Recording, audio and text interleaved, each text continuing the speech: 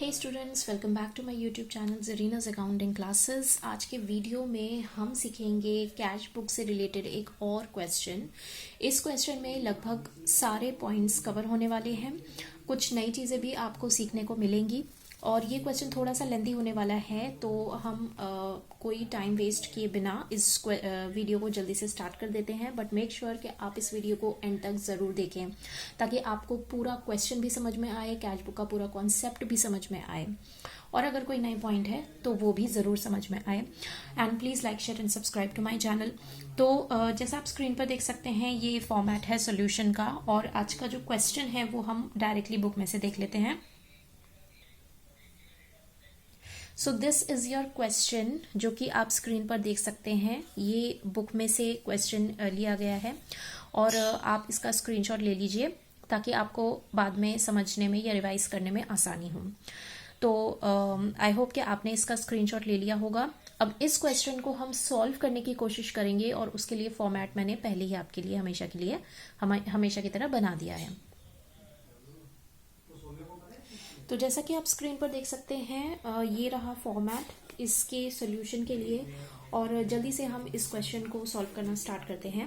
पहली जो business transaction दे रखी थी वो दे रखी थी on January 1, 2006, cash in hand and cash at bank. तो कैश इन हैंड और कैश इन बैंक का मतलब मैं आपको बता चुकी हूँ। ये होता है वो बैलेंस जो ब्रॉट फॉरवर्ड किया जाता है लास्ट मंथ का जो भी बैलेंस रहा हो उस अकाउंट से इस अकाउंट में अब जो हम करंटली बना रहे हैं उसमें ब्रॉट फॉरवर्ड किया जाता है। तो इसके लिए हम लिखते हैं बैलेंस बीडी टर्म यूज करते हैं। बीडी का मतलब होता है ब्रॉट फॉरवर्ड। ठीक है, तो हम सबसे पहले यहां पर डेट डाल लेते हैं, दैट इज 2006 हमें क्वेश्चन में दे रखा है। January 1, cash in hand and cash at bank to balance BD के नाम से हम नोट करते हैं। ऑलराइट, और क्योंकि ये कैश इन हैंड या कैश एट बैंक बिजनेस के पास बैलेंस है, यानी कि बिजनेस के पास है, उसे किसी को पेमेंट नहीं करना है, तो बिना सोचे समझे हम इसको रिसीट साइड पर डाल देंगे। ठीक है, तो इसमें कोई डाउट या इसमें कोई कंफ्यूजन की बात ही नहीं है। तो जो कैश इन हैंड है वो हम डालेंगे कैश कॉलम में, that is 5000 in the cash column, और कैश एट बैंक जो है हम उसे डालेंगे बैंक कॉलम में, दैट इज 10,000। तो इस तरह से ये एंट्री हो जाएगी। नेक्स्ट एंट्री दे रखी है हमें sold goods for cash. Goods की सेल्स हुई, कैश मिला, तो एंट्री क्या होती है, कैश टू सेल्स। इसलिए 4 डेट में हम लिखेंगे टू सेल्स अकाउंट। जैसा कि मैंने आपको बताया है, हम कैश बुक बना रहे हैं तो डेबिट में कैश आए या क्रेडिट में कैश आए, उस कैश या बैंक को हम नहीं लिखते हैं, उसके ऑपोजिट जो भी क्रेडिट में आएगा वो हम लिखते हैं। यानी कि कैश आया, क्यों आया, टू सेल्स, सेल्स की वजह से सेल्स की गई तो कैश आया, तो टू सेल्स की एंट्री हो जाएगी on the receipt side and the amount is 15,000 in the cash column क्योंकि कैश सेल्स की गई है। Alright, next is received a cheque from Mohan and immediately deposited into the bank, amount is 5,000। तो अब देखिए इसकी एंट्री हम कैसे करेंगे। हमें मोहन से एक चेक रिसीव हुआ है तो उसकी एंट्री होगी, चेक आएगा बिजनेस के पास तो उसका बैंक बढ़ जाएगा, तो what ever comes in is debited, और मोहन यहां पर गिवर है तो क्रेडिट द गिवर, यानी मोहन को हम करेंगे क्रेडिट, यानी कि 2 कॉलम पर वो जाएगा। तो 5 डेट में हम लिख देंगे टू मोहन, क्योंकि मोहन गिवर है इस चेक का, तो इसलिए टू मोहन, और क्योंकि उसने चेक दिया है तो जो भी अमाउंट है 5,000 का वो बैंक कॉलम में जाएगा। तो इस तरह से ये एंट्री होगी। आगे बढ़ते हैं। अच्छा, इसमें मैं आपको एक पॉइंट टू बी नोटेड जो है वो बता देती हूँ। यहां पर चेक रिसीव हुआ है मोहन से एंड आपको क्वेश्चन में ये भी इंफॉर्मेशन दे रखी है that it is immediately deposited into the bank. ठीक है, जैसे ही मोहन से चेक मिला वैसे ही बैंक में वो डिपॉजिट कर दिया गया। तो उस केस में जो सिंपली एंट्री होती है कुछ भी रिसीव होने की, यानी बैंक इंक्रीज हो रहा है, बैंक अमाउंट इंक्रीज हो रहा है बिजनेस के पास, तो डेबिट होगा। मोहन गिवर है तो मोहन क्रेडिट होगा, तो टू मोहन आ चुका है। ठीक है, ये सिंपल सी एंट्री हो जाएगी इन केस अगर आपको दे रखा हो immediately deposited into the bank. इसके ऑपोजिटली एक केस ये होता है कि चेक आज की डेट में आपको मिला है, बिजनेस को मिला है, लेकिन वो इमीडिएटली डिपॉजिट नहीं करवाता है बैंक में, आफ्टर सम टाइम करवाता है। अब वो सम टाइम 2 days हो सकता है, 4 days हो सकता है, 1 week हो सकता है, 1 month भी हो सकता है। तो वो केस अलग बन जाता है। उस केस में हम क्या करते हैं, ये हम आगे की वीडियोज में, आगे के क्वेश्चंस में सीखेंगे, लेकिन अभी कंफ्यूजन ना हो इसलिए अभी हम सिंपल सी जो एंट्री है वो हमने कर दी है। दूसरे केस की एंट्री किस तरह से होती है वो हम आगे जरूर सीखेंगे। अब हम आगे चलते हैं। Paid to Sudhir by cheque. Sudhir को पे किया गया चेक के जरिए, यानी Sudhir is the receiver and debit the receiver. तो हम डेबिट करेंगे, यानी कि बाय कॉलम में जाएगा Sudhir on January 10। January 10 by Sudhir, क्योंकि हमने सुधीर को पेमेंट किया है। ऑलराइट, और क्योंकि चेक से किया है तो बैंक कॉलम में जाएगा, अमाउंट जो भी जाएगा कैश में नहीं जाएगा।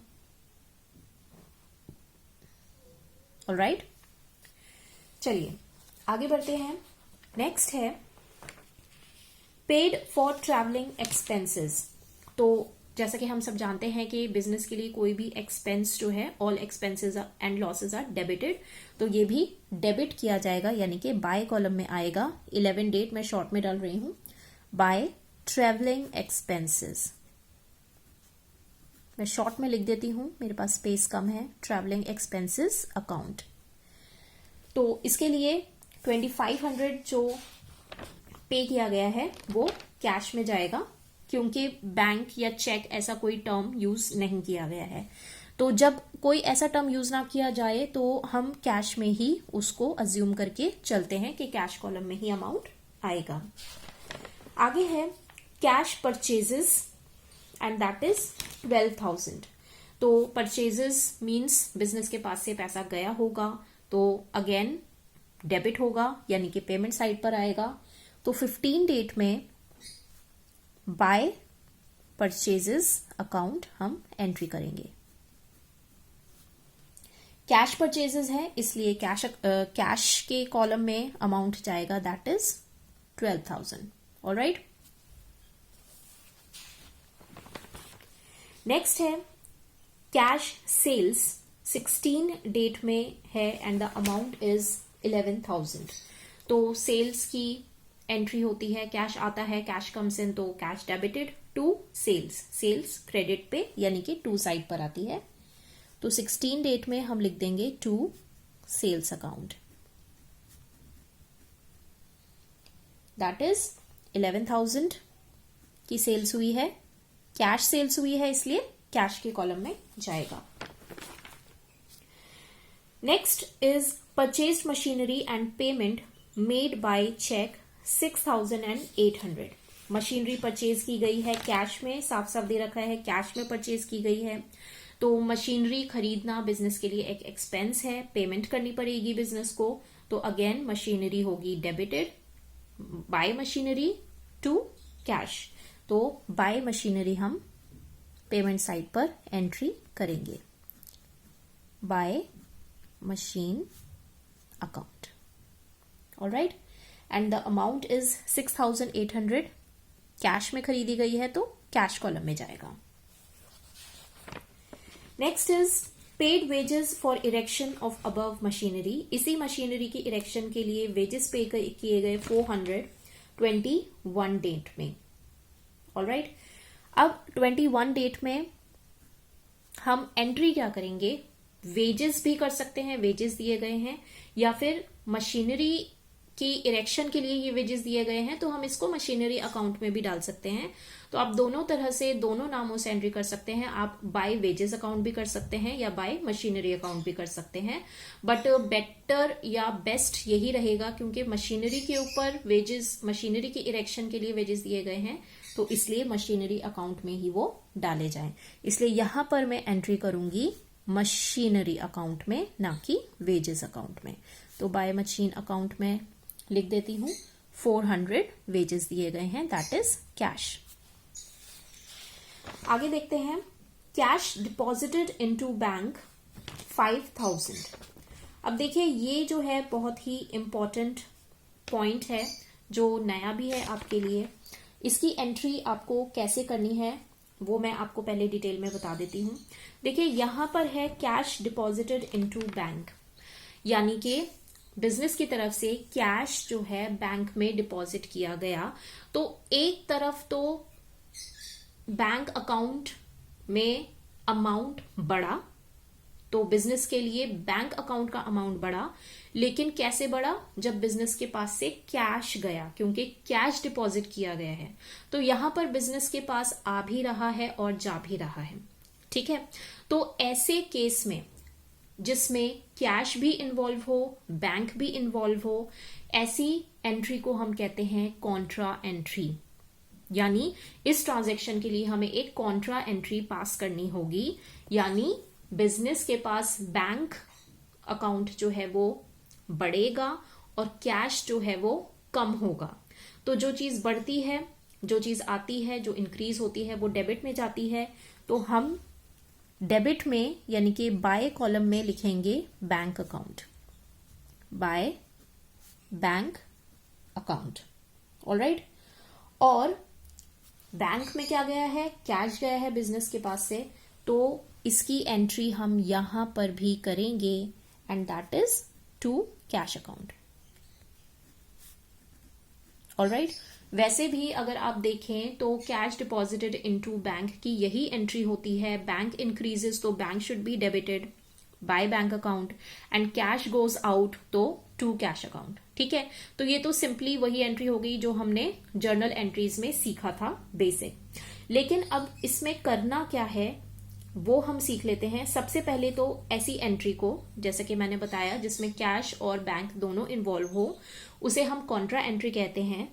तो ऐसे केस में हम लेजर फोलियो कॉलम में लिख देते हैं एक सी, दोनों साइड पर, यहां पर भी और इस साइड जो हमने एंट्री की है यहां पर भी, ठीक है। इस सी का मतलब होता है कॉन्ट्रा एंट्री, यानी कि हमने कॉन्ट्रा एंट्री की है, दोनों साइड पर एंट्री की है, ठीक है। एक पॉइंट तो आपको ये सीखना है। दूसरा पॉइंट ये है कि जो भी अमाउंट था 5000 which is deposited into the bank, जहां पर हम टू कैश अकाउंट लिख रहे हैं वहां पे हम इसको ऑपोजिट साइड में डालेंगे, यानी कैश में नहीं, बैंक के कॉलम में हम 5000 डालेंगे। और जहां पर हमने लिख रखा है बाय बैंक अकाउंट, वहां पर हम इसको बैंक में नहीं बल्कि कैश के कॉलम में 5000 डालेंगे।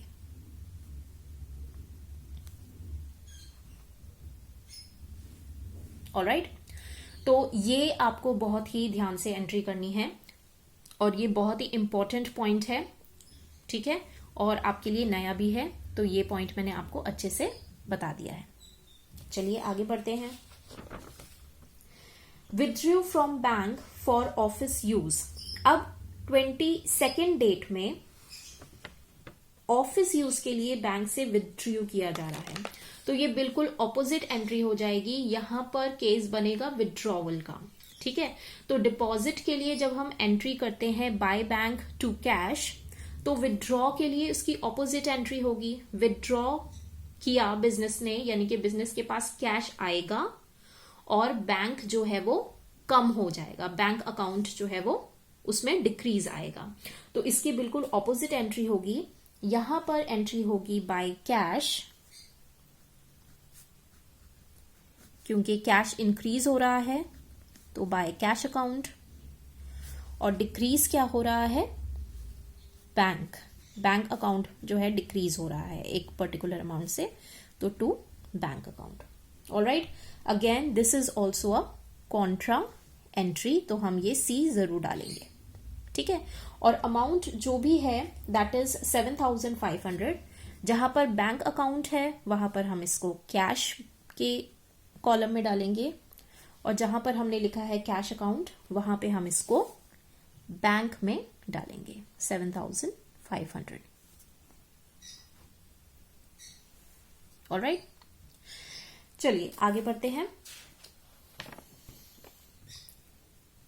Received a check from Anil and deposited into the bank। 23rd date में अनिल से एक चेक रिसीव हुआ और उसको इमीडिएटली डिपॉजिट भी करवा दिया गया बैंक में, ये मेंशन है, ठीक है। तो इसकी सिंपली एंट्री होगी, अनिल से हमें चेक मिला है, received a cheque from Anil, तो अनिल इज द गिवर, तो क्रेडिट द गिवर रूल होता है, ठीक है। गिवर को हम क्रेडिट करते हैं, यानी कि टू अनिल हो जाएगा, टू अनिल। अनिल से हमें जो चेक मिला है उसका अमाउंट है 4,600। तो क्योंकि चेक मिला है इसलिए बैंक अकाउंट में आ जाएगा, बैंक कॉलम आ जाएगा 4,600, ठीक है। ये हो गई सिंपली एंट्री, जब एक चेक रिसीव हो किसी कस्टमर से और फौरन उसको बैंक में डिपॉजिट करवा दिया जाए। लेकिन अब देखिए उसकी नेक्स्ट एंट्री इसी से रिलेटेड है, Anil's cheque returned by bank dishonoured. देखिए यहां पर एक नया पॉइंट आपके सामने आ जाता है, ये कॉन्सेप्ट समझने की जरूरत है कि बैंक जो है उस डिपॉजिटेड चेक को डिसऑनर घोषित कर देता है। डिसऑनर का एक तरह से मतलब ये होता है कि वो बैंक के द्वारा एक्सेप्ट नहीं किया गया उस चेक को। अब रीजन उसका कुछ भी हो सकता है, आपको इस डिटेल में नहीं जाना है कि क्या रीजन हो सकते हैं। आपको बस इतना समझना है कि जब भी बैंक किसी भी वजह से कोई चेक एक्सेप्ट ना करे तो वो चेक डिसऑनर्ड माना जाता है। तो एक तरह से बिजनेस के लिए ये एक लॉस है। तो ऑल लॉसेस या ऑल एक्सपेंसेस जो हैं वो पेमेंट साइड पर, डेबिट साइड पर जाते हैं। तो इसलिए हम इसकी एंट्री करेंगे 27 डेट में बाय अनिल अकाउंट। ऑलराइट, बहुत ध्यान रखना है आपको ये नहीं सोचना है कि चेक डिसऑनर हुआ है तो हमें यहाँ पे बाय डिसऑनर्ड चेक समथिंग कुछ लिखना चाहिए था, नहीं। जब भी किसी के द्वारा दिया हुआ चेक डिसऑनर हो, यानी कि बैंक के द्वारा एक्सेप्ट नहीं किया गया है, तो उसी नाम से हम उसको एंट्री करते हैं on the credit side, on the payment side, ठीक है। और ये भी मैं आपको बता दूं कि डिसऑनर हो गया चेक तो एक तरह का लॉस है बिजनेस के लिए, and all expenses and losses हम यहाँ कैश बुक में पेमेंट साइड पर डालते हैं। तो इसलिए हमने बाय अनिल अकाउंट यहाँ पर किया है, पेमेंट साइड पर आएगा क्योंकि चेक जो है वो डिसऑनर हो चुका है। और अमाउंट वही सेम होगा जिस अमाउंट का चेक अनिल से हमें रिसीव हुआ था, दैट इज 4,600। ऑलराइट, तो ये बहुत ही इंपॉर्टेंट पॉइंट था जो मैंने इस क्वेश्चन के थ्रू आपको समझा दिया है। आगे बढ़ते हैं। 30th डेट को चैरिटी पे की गई और 31st को बैंक में पे किया गया। Amount is 200 and 10,000। तो पहले चैरिटी की हम एंट्री कर लेते हैं 30 डेट में। Charity is an expense for the business और loss for the business, so debit होगा, यानी कि by charity account. Amount is 200 and 31st को बैंक में पे किया गया, तो अगेन इसकी कॉन्ट्रा एंट्री बनेगी। बैंक में पे किया गया तो बैंक अकाउंट हमारा बढ़ जाएगा, तो जो इंक्रीज होता है वो डेबिट होता है। बाय बैंक अकाउंट 10,000 हम कैश कॉलम में डालेंगे। अगेन मैं आपको बता रही हूं, बैंक अकाउंट है तो कैश में डालेंगे और कैश अकाउंट है तो बैंक में डालेंगे, ठीक है। यहां पर हम इसकी कॉन्ट्रा एंट्री लिख देते हैं और अगेन इधर भी एंट्री हम करेंगे टू कैश अकाउंट, क्योंकि बैंक में डिपॉजिट करने के लिए कैश गया बिजनेस के पास से, तो ये भी एक कॉन्ट्रा एंट्री मेंशन होगी and the amount is 10,000 in the bank column. Alright, तो इस तरीके से ये सारी एंट्रीज कंप्लीट हो जाती हैं। अब हम चलते हैं इसकी बैलेंसिंग की तरफ। तो सबसे पहले हम टोटल रिसीट्स निकालेंगे।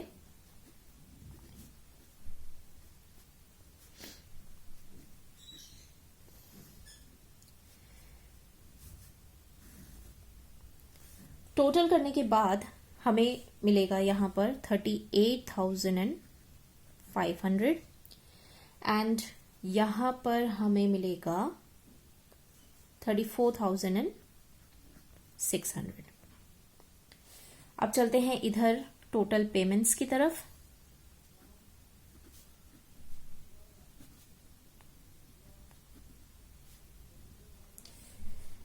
टोटल पेमेंट्स अगर हम देखें तो ये टोटल करने के बाद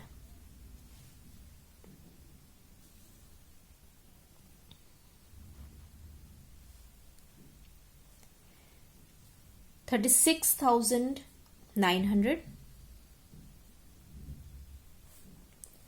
और यहां पर 22,100। अब हमें जो बैलेंस करना होता है, थोड़ा सा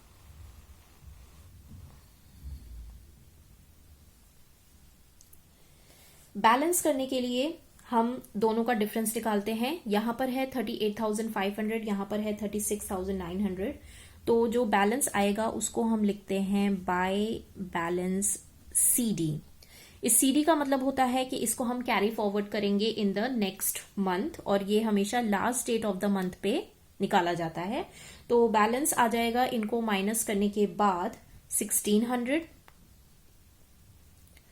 और इन दोनों को माइनस करने के बाद यहां पर बैलेंस आ जाएगा आपका 12,500। इस तरीके से आप दोनों साइड्स को जो है वो इक्वल कर सकते हैं, 38,500 एंड 34,600। ऑलराइट, अब जो बैलेंस हम इस मंथ के एंड में निकालते हैं, दैट इज 1600 एंड 12,500, वो चला जाता है नेक्स्ट मंथ का बैलेंस, वो बन जाता है। यानी नेक्स्ट मंथ होगा आपका February 1st,